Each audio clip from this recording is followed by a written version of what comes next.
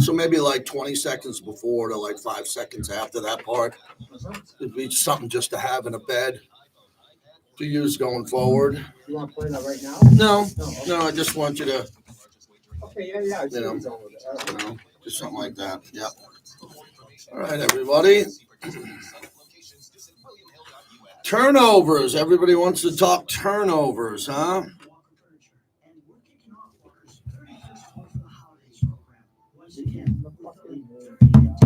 Yeah. Yes. Well, Any good concerts this weekend? yeah, I saw Maroon 5, and they were unbelievably great. And I'm telling you, I've been to 1,000 concerts because it's got to be close. This concert was so good.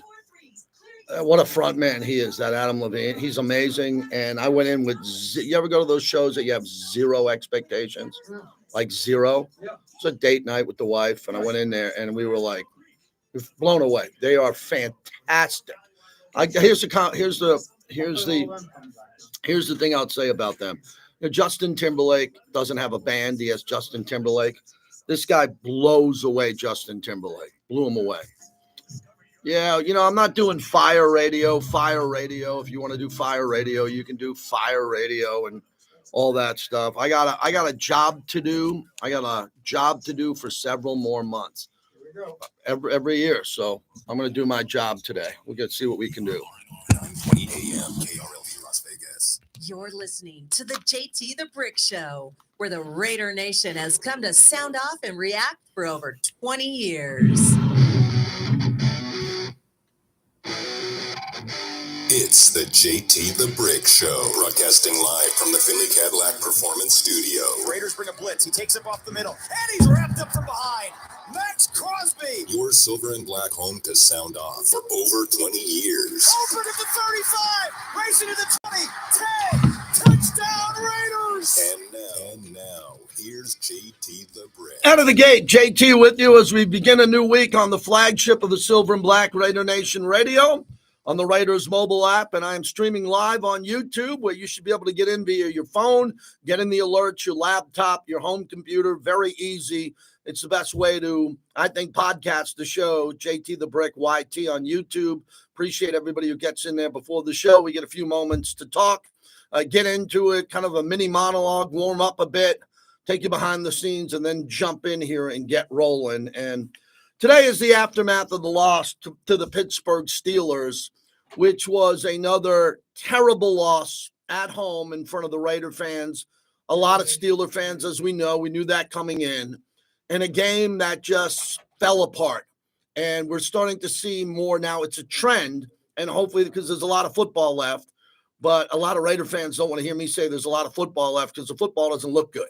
The football doesn't look good, so you don't want to hear a lot of anything is left when it's not good. When something's going bad in your life, you don't want to say you have a lot of flu left, or I got a lot of COVID left, or I got a lot of this bad stuff left.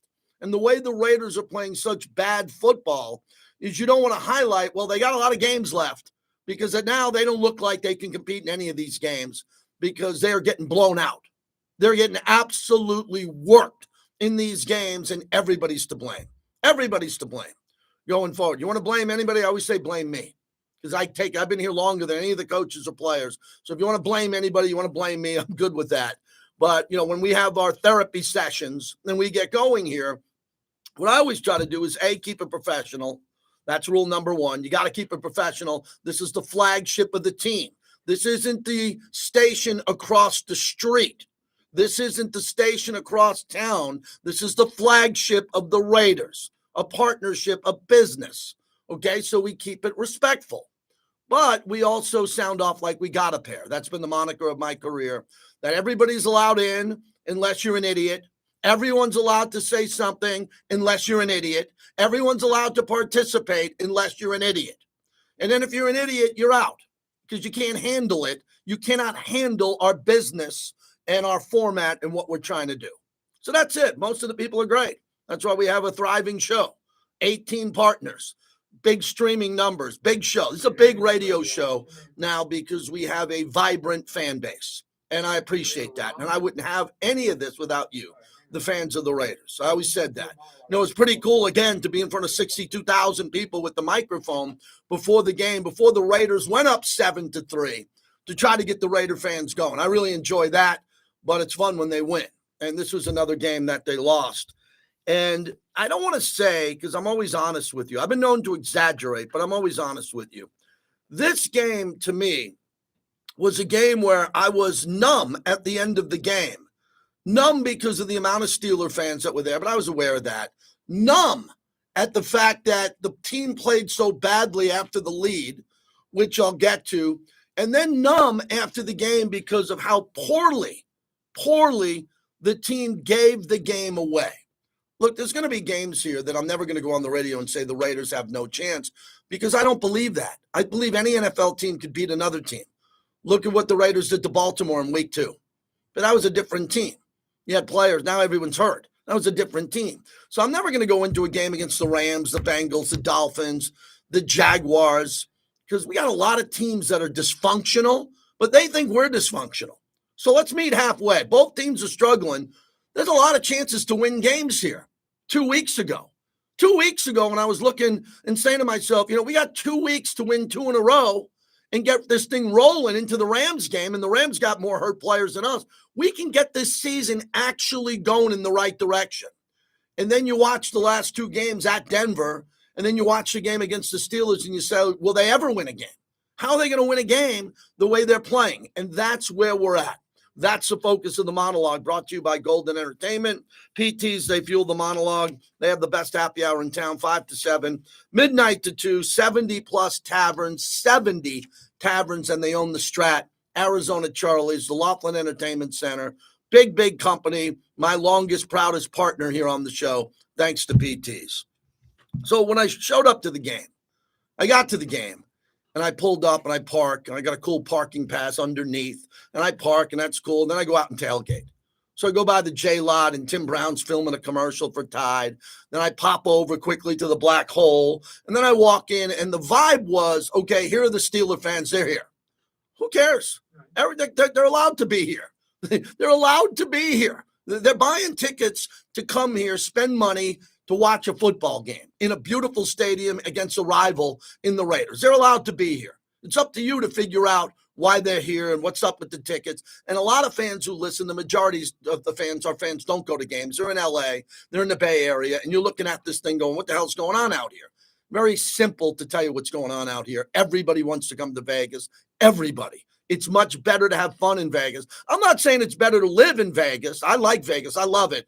Compared to on the beach in LA or in the Bay Area, in Tiburon. I'm not going to tell you that Vegas is better than that, but it's much better to come here and have fun. There's just so much to do, and fans continue to come, and they're not going to stop coming because that's the nature of this beast, the Death Star. It's an unbelievable place for football. So we get in there. We go to the pregame show, Eric Allen and myself. Steeler fans are showing up, a lot of Raider fans. We have on Rashad Jennings, former running back, Shane Leckler, a great punter. He should be a Hall of Famer at some point coming up here. Then afterwards, we go on the field to do our hit, the keys to the game, which I really like. And then we bump into Reggie Jackson, Marcus Allen, Tim Brown. We get a great photo op with them. They're all pumped up. Mark Davis, everybody's there, and it felt right. It felt right. So they do this hit with me, or I'm telling the Steeler fans, hey, Steeler fans, this is Raider Nation, which is true. I didn't say throw your terrible towels in the trash, because I don't want the coach coming up to me saying, who's the knucklehead who fired up the fans saying, throw out the terrible towels. I know what my limit is on that. So after I'm done with Eric Allen, my job is now to get to my seats. I'm a season ticket holder. My son's there. And I can't go because the players are going to be coming out of the tunnel. So I'm caught in the tunnel, and I take out my phone, and Max comes directly towards me. And Max comes towards me, and I look at Max.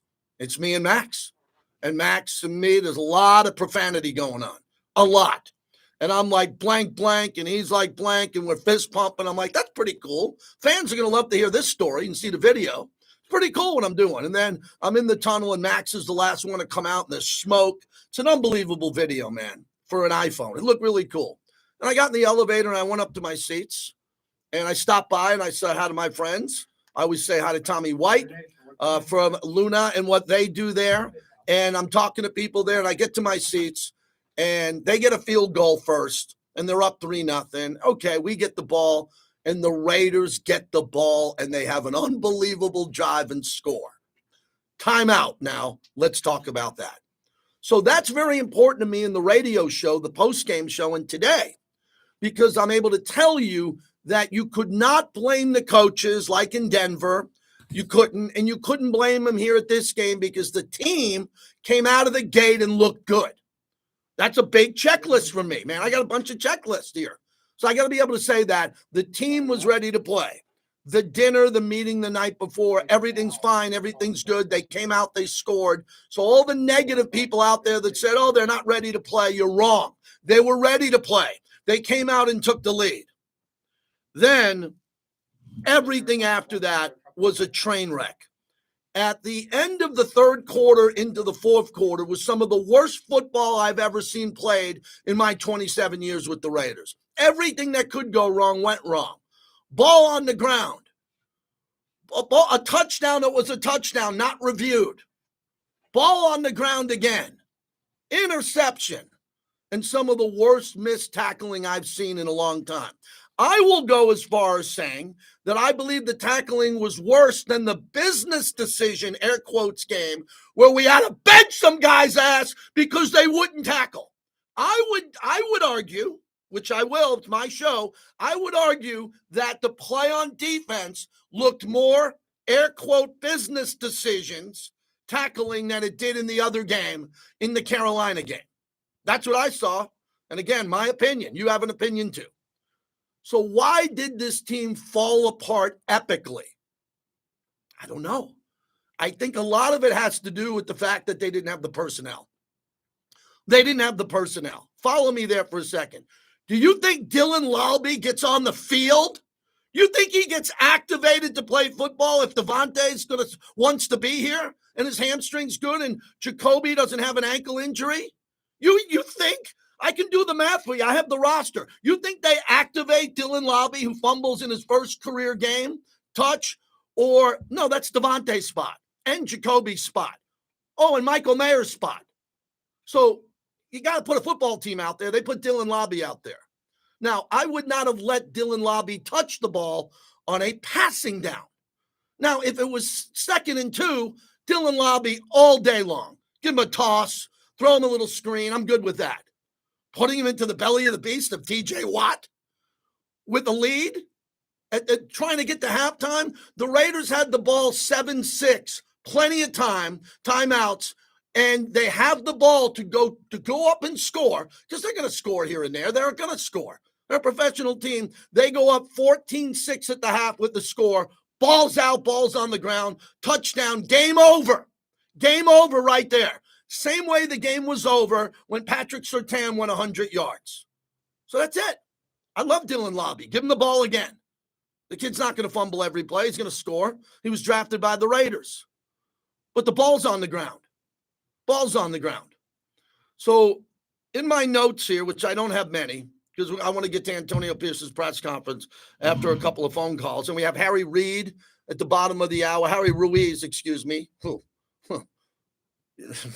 I'll leave that there. We have Harry Ruiz at the bottom of the hour. And then we have Sam Monson at the top of the hour. Really good national hit. We'll get into that. I want to hear what the coach has to say. This morning, I was in my seat at 8:15 for Rich Gannon, Eric Allen. We did Raiders Roundtable. So I did that show, and I did the post-game show last night. So I'm all juiced up. I got it all. I know every play. I know when they screwed up, when they played well, when they didn't do that. So the thing that bothers me the most with this team is their passion to play right now. I never say that because they got a coach who's great at that. On a scale of 1 to 10, I think Antonio Pierce is at a 10. I mean, he's not perfect as a head coach. He's still learning how to coach. But when it comes to passion, and even my wife said, we were watching back the game, and she's like, man, he's composed. I'm like, yeah, he is. He's not a rant and raving guy. He's not a take the headset off and throw it guy. He's not Nick Sirianni yelling at fans. He's not. He's pretty composed in these games. But the players at this point, this season, I don't believe are playing, and a lot of them are, but I don't think they're playing with a passion to play violently, to play with poise, because they're fumbling the ball and intercepting the ball. There's a lot of bad things. They're dead last in turnover differential. Who on God's green earth is going to argue this point I'm making? They're dead last in the league in turnover differential. They got 12 and they only got 2. They gave up 12 balls and they've only had 2.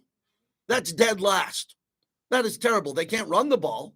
They have no confidence in running the ball. They don't play fast. The one time they do play fast, they were supposed to play slow and take a look at the replay and get a touchdown. So the one time I'm begging them to play fast is the one time you don't play fast, which is, again, that's what they wanted to do. They wanted to go hurry up, and they fumble. They got robbed on the Madison touchdown because Jackson Powers-Johnson did not go downfield. He's in the red zone. He held a block. He looked to block the next guy. They threw a flag on that?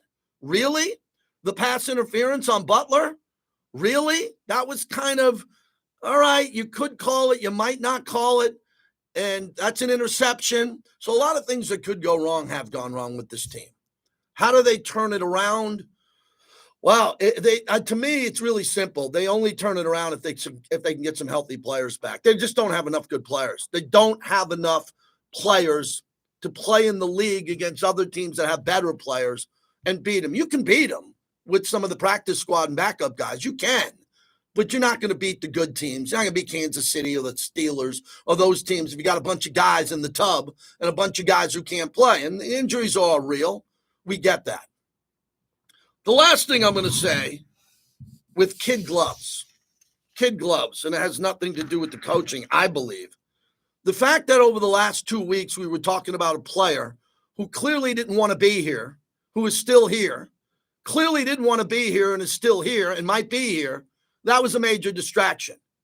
It was a distraction that the team couldn't overcome because they got blown out in both those games. So that's another topic you can't argue with me about. A lot of times I argue with you. You call me and say, well, hey, there's a distraction going on. I'll be like, no, it's actually not. I'm in the building. I'm interviewing this guy. I can see it. I promise you there's not a distraction going on. Because I think I have some knowledge. I'm in the building a lot. The Davante Adams situation became a global distraction to the national media, and the Raiders have not stepped up through that fog. They have not been able to step up through that fog. So that's a problem that could be the problem of the entire season. If he doesn't want to come back or he doesn't get traded, I don't know what's going to happen. I talk about the players who want to play, the players that want to play, the players that want to play, and they're going to play. Fortunately for him, Davante's got an injury, and it's a real injury. And he's been a pro his entire career, and he's had the opportunity when he's playing to be probably one of the top 10 players in the league for most of his career. The other guys who are hurt, I don't know what to tell you. They're hurt.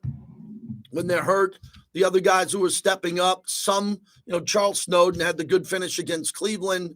You see a play here or there, but overall, they're a bunch of guys. They're not a bunch of Pro Bowlers, and they're not a bunch of guys like Robert Spillane, who at times flashes like a Pro Bowler. I've told you, Jack Jones is having a really tough year. I like Jack. I think you like Jack, and nothing negative to say about Jack as a person. He's having a really tough year. And the offensive line, the interior of this offensive line is not very good right now. At this point, with the injuries, not at 100%, who's available, who's playing, they're not very good. And then the quarterback, my fair criticism of Aiden O'Connell, which is fair because a lot of rookies are playing in this league. I'd like to know, and I'm going to find out if I can, how many opportunities Aiden has to check out of some of these conservative play calls. Because every quarterback in this league, every single one, is allowed to go to the line of scrimmage, look at the defense, and check out. You see it all the time. They come to the line, kill, kill, kill. They rub their chest, change the play. They go down the line, they change the play. I cannot believe some of the plays that are being run on second and long, run into the pile, running plays when this team is fighting for their season, trailing at home, using all the clock they can use, huddling up, and then after huddling up and using the clock, running a handoff up the middle on second down. You've got to be kidding me. Now, I think I know the answer to that. I think they don't think they can throw it. They don't. They got two small guys on the outside in DJ Turner and Trey Tucker. By the way, Trey Tucker didn't get a reception. That's impossible. He's the number one receiver if Devontae and Jacoby's out. He didn't get a ball. He didn't catch a ball in the game. That's an epic failure. The guy's supposed to be running go routes. There should be 3 go routes thrown to him a game. Maybe a flag, maybe a reception, maybe an incompletion. He was a non-factor in the game. Very disappointing. Why was Alexander Madison on the sideline for Abdullah and Lobby? He's the number one back. He's the field. Brock Bowers played excellent again. They're starting to double team him now. Oh, there it is. I said that. Guy who was never supposed to be double teamed. Never. A rookie tight end is never double teamed in the NFL. In the history of the NFL, he's never been double teamed. He's getting double teamed now because there's no Devontae and Jacoby. Mike Tomlin, you don't think Mike Tomlin told everyone, hey, there's no Jacoby, there's no Devontae, double team Bowers? We don't throw it to him in the end zone. And here's the one thing that's driving me crazy as I looked at the stats. The Pittsburgh kicker had 14 points. The Vegas kicker had 1 point. 1 point. I say before every game, I get it into the monologue, our kicker, who's really good, needs 12 points. That's 3 extra points is 3, and 3 field goals is 9, and that's 12. He didn't attempt a field goal in the football game? What is that all about? We don't get stopped on third down at the 28-yard line, get 3? We don't even get in that zone? We don't kick a 50-yarder and miss it? We don't get anything from our kicker? And our punter, who's elite, he had a punt blocked on terrible special teams. So that's all I see here. That's what I see in front of me. Okay, I'm not the firing guy. I'm not the blow up the guy, blow up the team guy. I'm the show that doesn't do that. Please take that into high regard. But I understand you want to vent today. I'm Raider therapist, and I'll get you through it. But I'm as disappointed as you are, if not more. Every Monday, I'm on 3 to 4 hours sleep, and I have another 3-hour show after this one. And I like when the team wins. I love when the team wins. It's great pulling out of that stadium, getting out of Polaris, passing the in and out, making the right on the 15, getting home and walking in, and my wife and kids are happy the Raiders won. And I know what the experience feels like for you. I know your frustration level. Are there going to be changes? Possibly. The team is playing so poorly. So you bench the quarterback for the quarterback. Now you have people crying for the coordinator, upset with the coach, but that's everywhere in the league. That's everywhere. There's 8 other teams that are going through the same thing. It's not exclusive to the Raiders. And then the last thing, we got a game. Got to go play the Rams, who are as injured as the Raiders are. Their season's pretty much over. And it would have been nice to have been 3-3 going into the Rams game. 3-3 into the Rams game is what my goal was. Now it's 2-4. You're 2 games under 500 with Kansas City coming up and Cincinnati coming up. It's going to be hard for me to do a show saying we got to get to 5-5. You know what I mean? We got to get to 6-6. I don't see that. I can't see the forest of 7-7 through the big tree standing in front of me. I can't see it. So maybe we can get through that together. 702-365-9200. Chris in West Oakland starting off the show on the aftermath of a Monday. Hey, JT, listen, I'm like you. I've never been fire the coach radio. I don't think in all the years I've been calling you, I've called up and done that. I'm not claiming that now. We're in the middle of the season. We're 6 games in. Yeah, adjustments can be made, but firing anybody at this point isn't probably going to fix the problem. So, let's take a look, yesterday. Look, I want to say 4 of the, if you count the block punt, 4 of the Steelers' scoring drives yesterday, whether they got touchdowns or field goals, were less than 30 yards. They're just making it too easy on these teams right now because they're not protecting the football. And to your point earlier, I was upset, JT, because I'm a Raider fan. It's what I do. But I'm not as upset as I have been because my expectations weren't as high as everybody else. I know we're depleted with injuries. We weren't deep to begin with, and you can't tell me. And people don't want to say trade DeMonte. We're better off without him. We're not.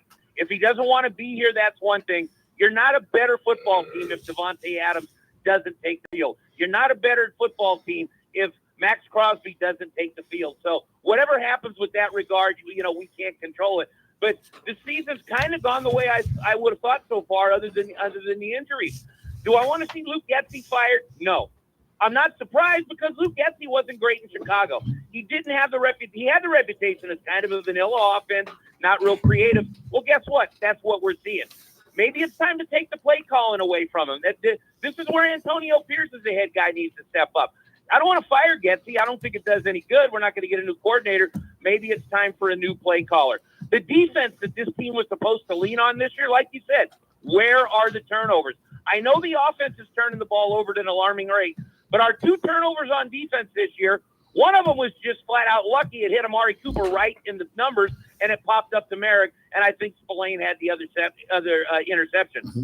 Where's the strip sacks? Where's the fumble? Where's this physical defense that the Raiders were supposed to lean on? Oh, it just hasn't been there so far this year. There's so many things that have gone wrong right now with this team that I don't know where to start and where to fix it. On the offensive side of the ball, look, me and you are one and the same. I hate the philosophy. We're going to run the ball. We're going to play slow. I like playing fast. I like playing up tempo. But I don't know that this team's capable of it, especially with the injuries. Maybe punting 10 times a game and running the ball into the line gives us our best chance to win because you're not asking a mediocre quarterback to go out there and try to win games and make plays that he's not capable of. Like I said, JT, these are all above my pay grade. I don't know what to do, but I do know this going forward the rest of the season. And this was my fear going into this season, and it's starting to come to fruition. Almost every game the Raiders have on the schedule, you mentioned coming up. You got the Rams, you got the Dolphins, you got the Chiefs, you got the Bengals, you got Jacksonville. I don't know that there's a single game left on the schedule that the Raiders are going to have a better quarterback than their opponent. And I'm not laying everything at the quarterback position, but it is hard to win in the NFL when every single week the other team taking the field has a better quarterback than you. So, like I said, I'm not on here hollering to fire everybody. I'm not as upset before because I thought this team's ceiling this year was 7 wins. I just didn't think they'd look this bad getting there. The Broncos and the Steelers were averaging 12 points a game and 17 between the two of them, have both hung 30 points on the Raiders because we're making it too easy with short fields and turnovers. Right. So maybe we've got to be realistic. We got to run the ball 30 or 40 times a game, punt the ball instead of an interception because, like James Jones said on the post game, it's okay to punt the ball. Maybe that's 13-10, 17-14 victories. That's what this team's going to do, JT, because we keep asking, why can't they score 20? Well, we're almost a year and a half into this now, going back to Garoppolo and McDaniels, even though this is a new year. I think it's pretty evident. Your opinion might be they can do better, but the evidence suggests otherwise. This team is not going to consistently be able to go out and score points, so maybe they just have to play as safe as they can do and hope for a chance to win the game in the third and fourth quarters, because the way the season's rolling out, JT, we're not going to go out and win a game 31-28. So that's that. Like I said, I'm frustrated, but not as angry as I thought I'd be. It's Groundhog Day, JT. We have the same conversation every single year, and as a Raider fan, I'm freaking tired of it. Thank you, my friend. I'll talk to you. Yeah, I know there's a lot of fans who are tired about it and really upset about it. I will never agree with you or anybody else who thinks that you can't score touchdowns with a professional football team. And I think your analysis is fair. If the team is not good at scoring touchdowns, if we don't have the personnel, maybe you want to play another different style. Too late. We're in the NFL in 2024. It's a video game. Everybody's throwing on every play. Figure it out. Figure it out how to do it with the competitors you're going to play against in the AFC and the NFC, because they're going to run you out of the building if you can't score. You made a quarterback change. What you do with the offensive coordinator is a big topic going forward on play calling and all of that. But you cannot put this product on the field, and you cannot be either you're this bad, as Chris said, you're this bad, and you got to cover it up. You got to punt it. You got to run it into the pile. Hope to play a 13-10 game. That's not me. Get better. Get better or remove people who are not tackling. Remove people who are not running the best plays. Remove people who can't figure this out. It's a business. Happens all the time. It's not the end of the world. Get better people to do it or find a way to do it better. I don't think it's that difficult, but clearly this team is struggling with the injuries they have. If you don't have Devontae and you don't have Jacoby and you're going into a game, it's going to be really hard to win. And the Raiders proved that. We're brought to you by Tito's Handmade Vodka, my go-to. Tito's on the rocks or soda, or you might like it with cranberry, whatever you like. No better vodka than Tito's Handmade Vodka, the original proud partner of our show. This is the aftermath of the loss to the Steelers yesterday at Allegiant Stadium. I got a lot more to say coming up with the voice of the Latino Raiders, Harry Ruiz. You can stay in touch with your favorite station. All right, nice crew in here today. 281, that's a nice number. Ooh, Big D, Lee Sterling, 2-1 again. Wow. How you doing, pal? Well, we got a guest. We're going to be a bit. Okay, I got to do a guess. I got a people. Where do we go from here? Easy. You go play freaking football games. You don't quit. You don't throw in the towel. You don't quit. You throw in. You try to get better. That's it.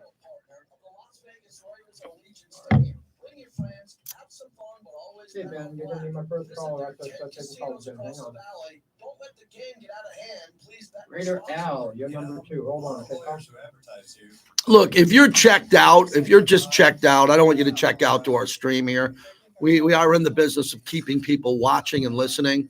We don't want you to check out. But if you're going to check out and you're really freaking out about it, you know, I don't know what to tell you. I'm not a quitter. I don't quit. I don't tank. I don't want to lose a game to get a better draft pick because I've seen so many draft picks that were better. Draft picks suck and not be here anymore. So, look, if it's between the first and second pick in the draft overall and the last game of the year, if you lose, you get the number 1 pick or the 2. I get that. But sitting here in week 6 going into week 7, I'm not into tanking. Imagine if I was one of those pricks who came in here every day and asked, I want to lose. Then we wouldn't have a YouTube channel because I wouldn't have a job. Right? Do we all understand that? If we said, hey, let's lose on purpose, then you can't have a job. You can't go to your police department, your accounting firm, your doctor, and walk in and say, we want to lose because of blank. You got to win every day, man. You got to fight. You got to fight. I can tell you this much. I'm really disappointed they didn't win either at Denver or the Steelers. Those were 2 teams that were not very good. Pittsburgh's defense was really good. Denver's secondary was really good, but those are games that you got to win.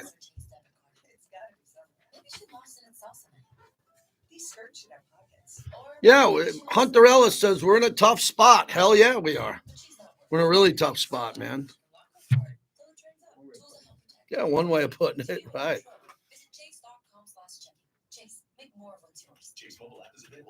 Yeah, you know I hate the check down. You know I hate huddling.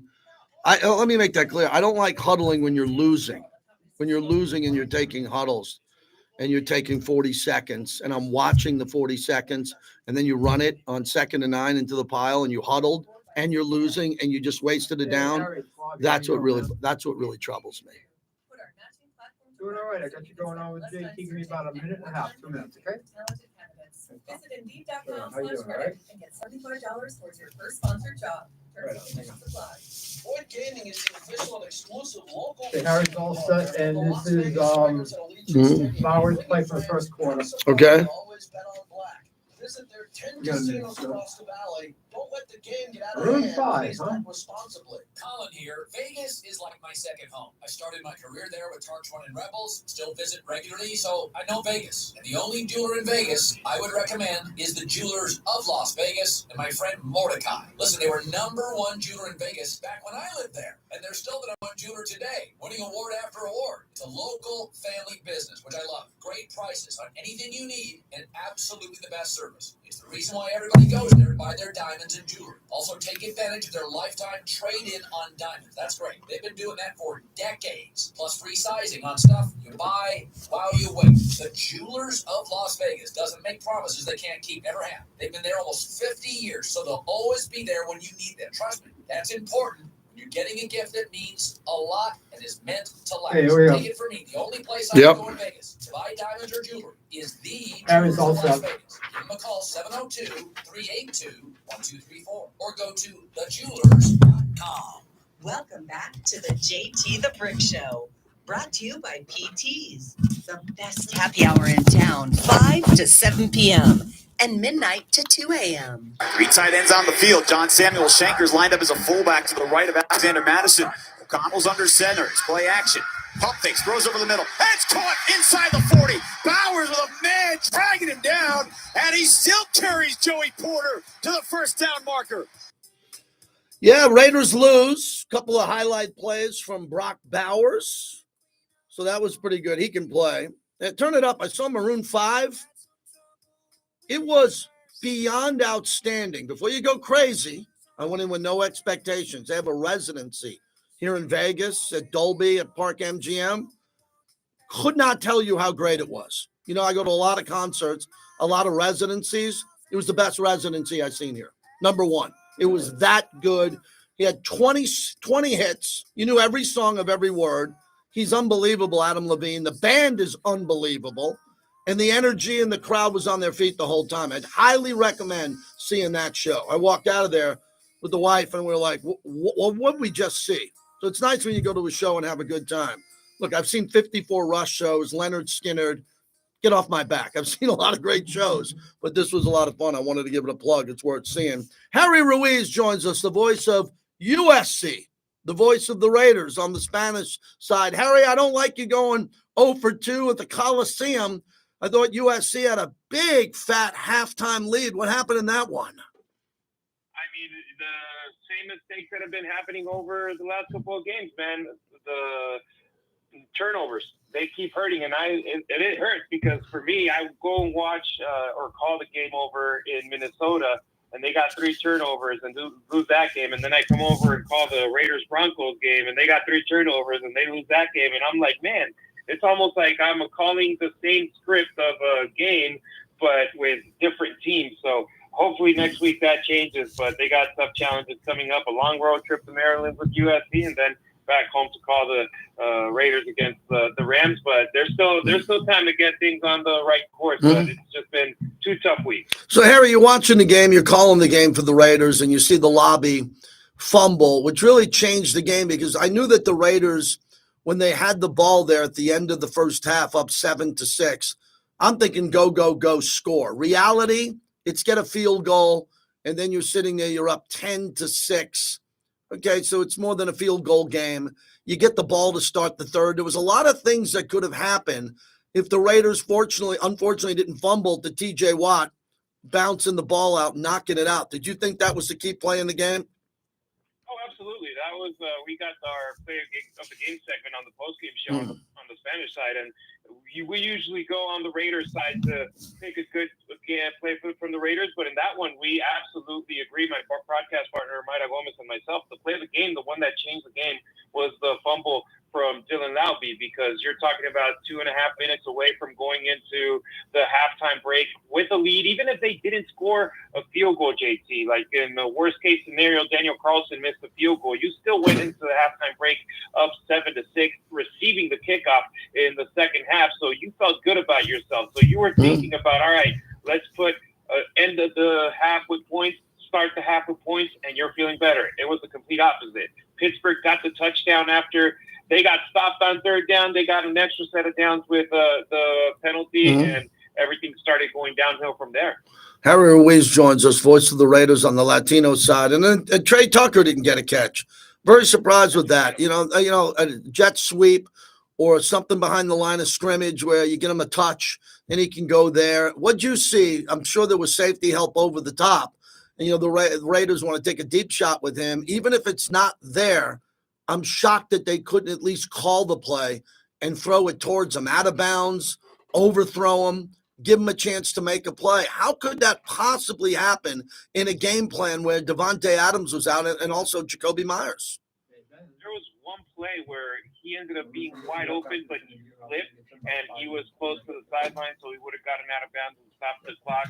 So that definitely hurts the team in that situation. But if you're not getting those deep looks that you love getting with guys like DJ Turner and Trey Tucker, well, guess what? They're speedy guys. You can throw the ball 5-6 yards after the line of scrimmage and have the guys get the yards after catch, but the Raiders simply weren't getting that in their game plan. And at the end of the day, it was Brock Bowers' show. And even so, with my broadcast partner, she named Brock Bowers as the player of the game for the Raiders. And I was like, well, if you look at that production, it mostly happened in the fourth quarter when the game was out of reach, and you wanted that to happen before. JT, in the drive after the touchdown for the Raiders, 55 yards when it comes to the last 4 drives in the first half and the first 2 in the second half. That's very, very limited production.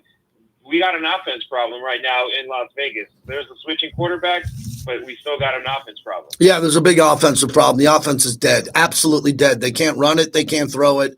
They got guys who are injured. That's it. I mean, there's no other way to say it. And the offensive line is not playing well. And the quarterbacks aren't playing well. I mean, period. Both quarterbacks aren't playing well.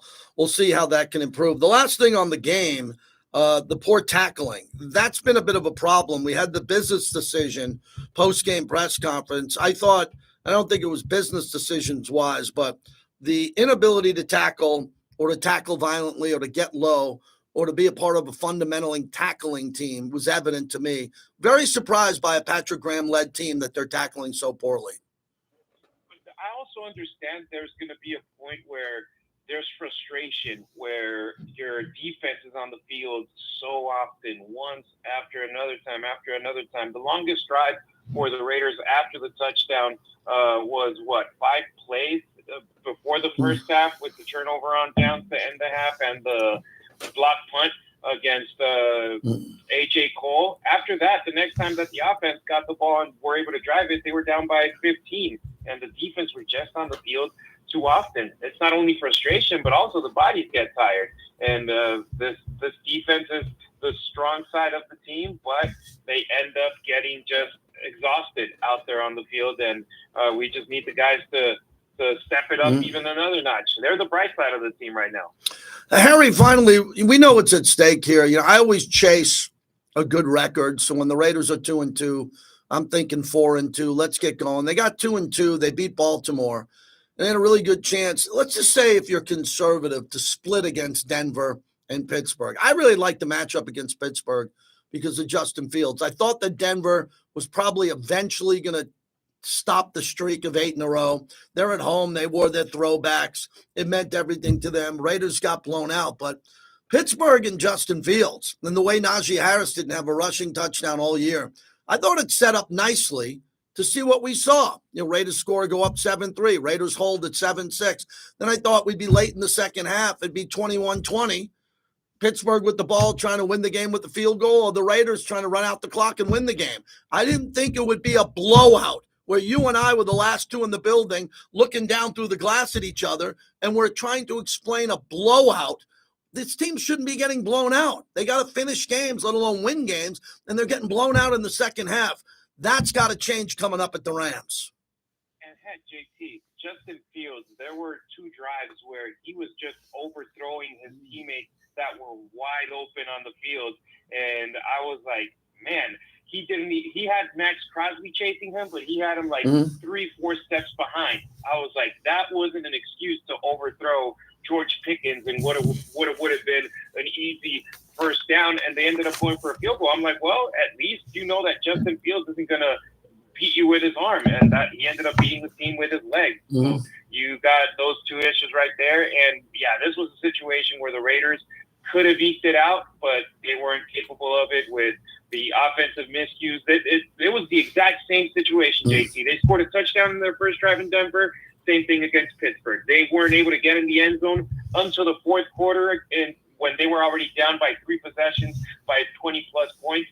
You just can't put yourself in that situation as a team. And the offense they gotta find a way to get points consistently. They just can't be stagnant as they have been in the middle quarter, second and third quarters these last two games. Yeah, I agree with you. Harry, safe travels. I know you got a lot of travels in front of you with both responsibilities. Appreciate your time today.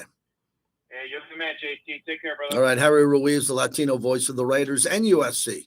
USC lost to Penn State at home with a big lead, and that was a tough loss. I think USC's season, very similar to the Raiders, doesn't look very promising going forward after the losses sustained by those teams coming up. But Harry's a professional, and he'll go to work, and he'll call a great game.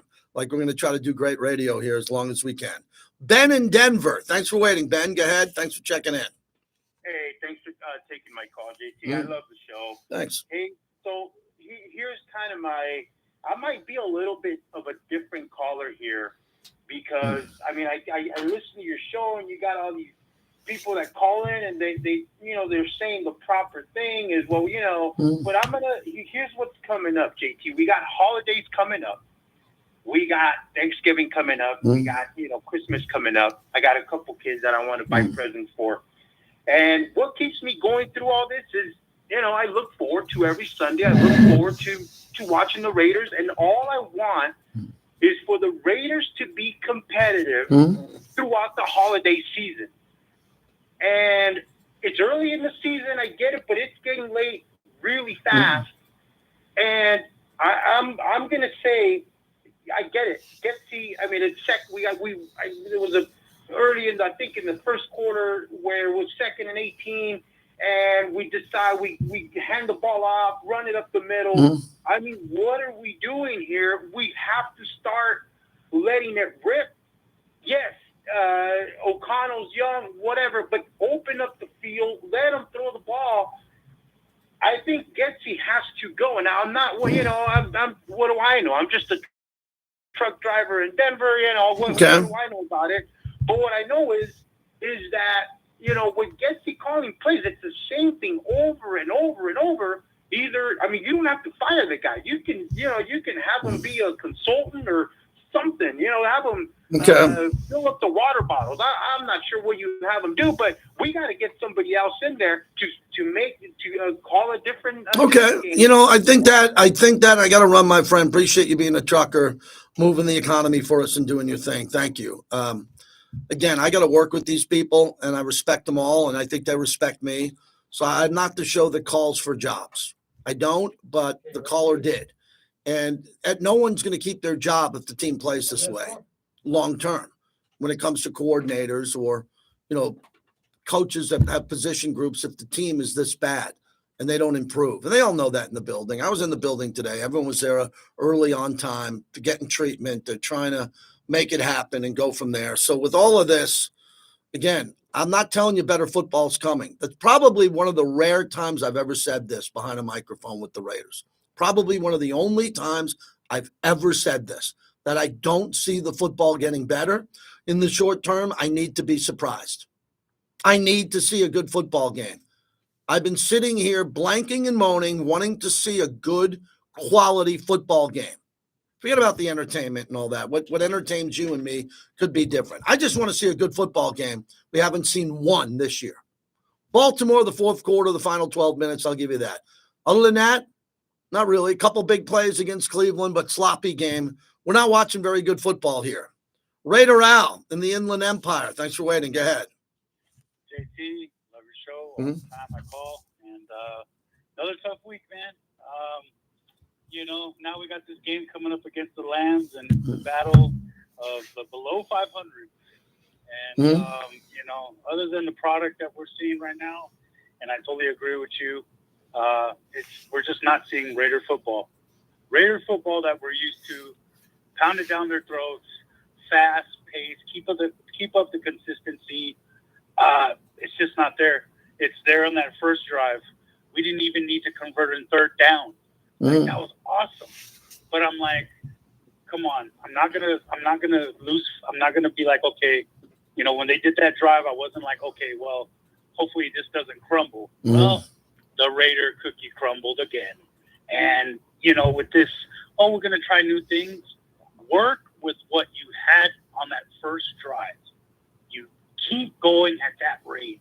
You don't say, okay, well, let's try something else. Let's experiment with this play. We didn't see Madison carry the ball after that. It was like a ghost. It was like, you know, T.J. Watt being like Mike Tyson, punching out the ball. I'm gonna get you up after Come on, man. You know he's like that. He's been like that his whole career. You know, so, but like I said, I'm a Raider through and through. I'll be out there this Sunday supporting our team. No matter what it is, it's Raiders till I die, man. Yep, And, appreciate that.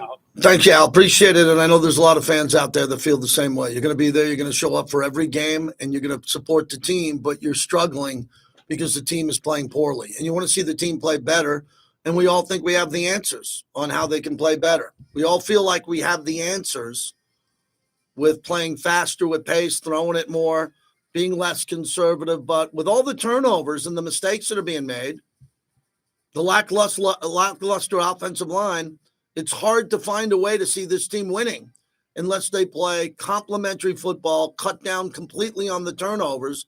And when do you predict that's going to happen? In L.A.? Well, hopefully it happens in L.A. and the Raiders can get back to one game under 500. It's the morning tailgate.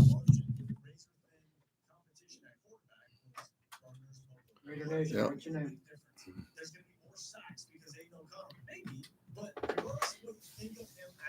Okay, so full leads off. Yep, got it. On the whole thing, so you have to give him a couple more minutes, you know what I mean? Yep. We'll do Monson at the top of the hour, and then we'll do Pierce press conference. I want to hear that. Just 11 minutes. Okay.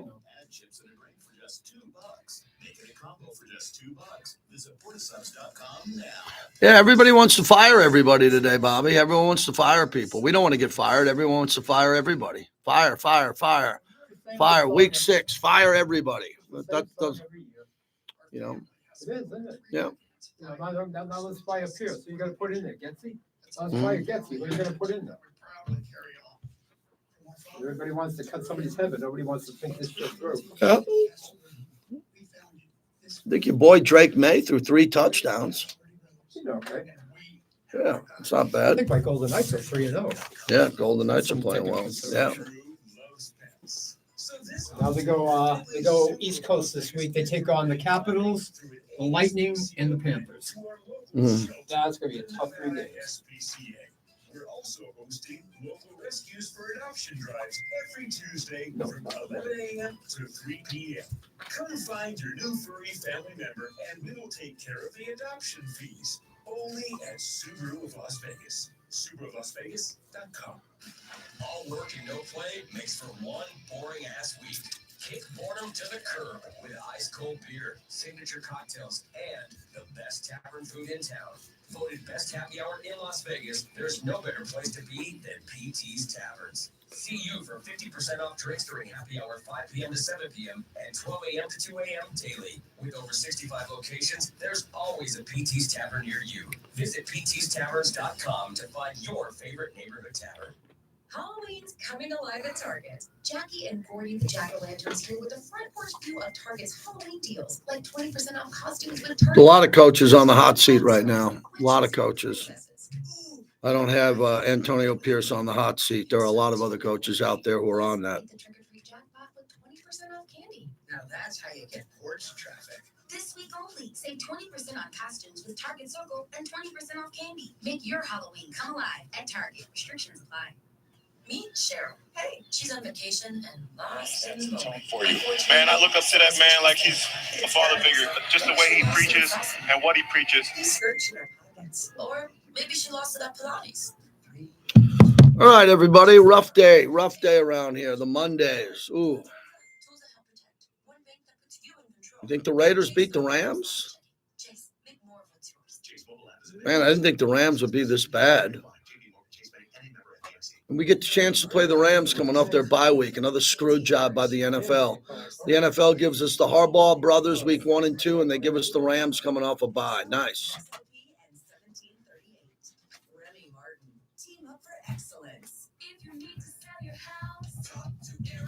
Yeah, we're waiting for the official term of Tom Brady getting approved. That should happen today, I think. Well, we got a short segment, just Thor. really short. Actually. Yeah. 3 or 4 minutes. Yeah. It means I've got a lot to live up to, all right? 30 years of helping sellers, offering no interest cash advances, paying Yep. for repairs out front, and getting top dollar every time, and buying distressed properties. Better recognize it. That's right, but don't worry. We're doing it together, me and you. Building on that legacy and ensuring that every client gets the best deal possible. So if you're even considering buying or selling a home in any price range, what's the number? Give us a call. 702-310-6683 or visit the real estate guy. You're gonna take them quick, okay, dude? Yep. I'm building the path. That'll lighten the way. Building your roof. License number 3886. Talk to Aaron Taylor. Real estate guy. Welcome back to the JT the This Brick is Show, Madison. brought to you by Commissariat Tequila, the official tequila of the JT the Brick Show. Three tight ends, tight formation. O'Connell sends Bowers in motion to the left. Toss play that way. He's got Madison. 25-20. Down the sideline and knocked out of bounds. Beautiful play design, and Bowers got out there to lead the way. And Madison picked up a solid gain and another first down. A couple of nice plays. Bowers blocking as a tight end. We know that works. One of the few things that are working now is Brock Bowers. Let's build on that and continue on. JT, back with you. Tequila Commissario. The Ferrari of tequila is asked for it everywhere. Thor in Summerlin, you're up next before the top of the hour. Go ahead. JT, what's happening, my brother?